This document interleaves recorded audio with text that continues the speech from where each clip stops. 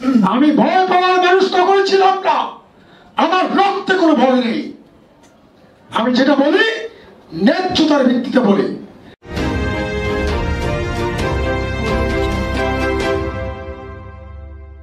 সবাইকে আমন্ত্রণ জানাচ্ছি বিডি লাইভ 24 নিউজে। একটি আধুনিক ও মানবিক বাংলাদেশ বিনির্মাণের লক্ষ্যে অন্তর্বর্তীকালীন সরকারের কাছে রেমিটেন্স যোদ্ধা, প্রবাসী ও অধিবাসীদের প্রস্তাবনা পেশ সভা অনুষ্ঠিত হয়। বিস্তারিত দেখুন বিডি লাইভ 24 নিউজের প্রতিনিধি ফাহিমা আক্তারের তথ্য ও ভিডিও চিত্রে। প্রবাসীরা মনে করে নতুন ইন্টারিম গভর্নমেন্টের অগ্রাধিকার ভিত্তিতে যে 4টি কাজ করা দরকার সেগুলো হচ্ছে: 1.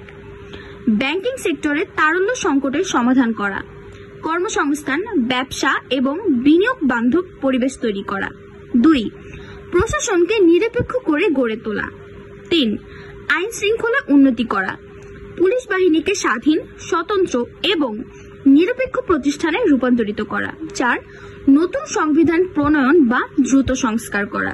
উল্লেখিত এই 4টি অগ্রাধিকার ভিত্তিক কাজের সাথে সাথে নিম্নোক্ত প্রস্তাবনাগুলোর বাস্তবায়ন করতে: 5.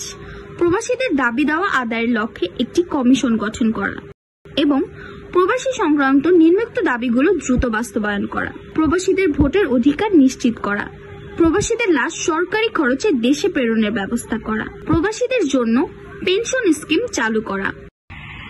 মানবতা বিরোধী অপরাধ, গণহত্যা এবং আয়নাঘরের মতো নৃশংসতম অপরাধ সাথে সম্পৃক্ত থাকার জন্য আওয়ামী লীগ এবং তার অঙ্গ সংগঠনকে নিষিদ্ধ করা হোক।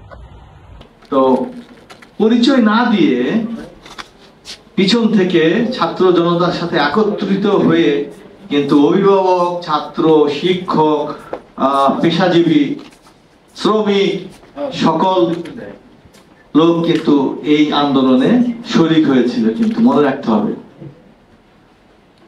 ঢাকা বিশ্ববিদ্যালয়ের একজন অধ্যাপক হিসাবে এভাবে প্রতিদিন বিভিন্ন ফোরামে সামনে আন্দোলন করাটা ছিল অনেক ঝুঁকিপূর্ণ। আমার অবস্থান এবং একজন সাধারণ, আমি ভয় পাওয়ার মানুষ তখন ছিলাম না, আমার রক্তে কোনো ভয় নেই। আমি যেটা বলি ন্যায্যতার ভিত্তিতে বলি, ক্ষমতার জন্য বলি না, চেয়ারের জন্য বলি না, অর্থের জন্য বলি না। সুতরাং মাননীয় উপদেষ্টাগণ, আপনাদেরকে আমরাই বসিয়েছি, জনগণই বসিয়েছে।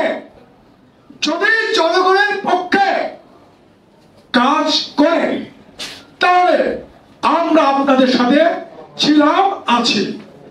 যদি জনগণের পক্ষে কাজ না করে তাহলে আমরা ভেবে দেখব, রেমিটেন্স যোদ্ধারা ভেবে দেখবে। আমি কেন প্রবাসী এই সংগঠনের পক্ষে কথা বলছি? আমার বাবা 35 বছর প্রবাসী ছিলেন। প্রবাসের মানুষগুলোর দুঃখ প্রবাসী পরিবার ছাড়া তেমন কেউ বুঝে না।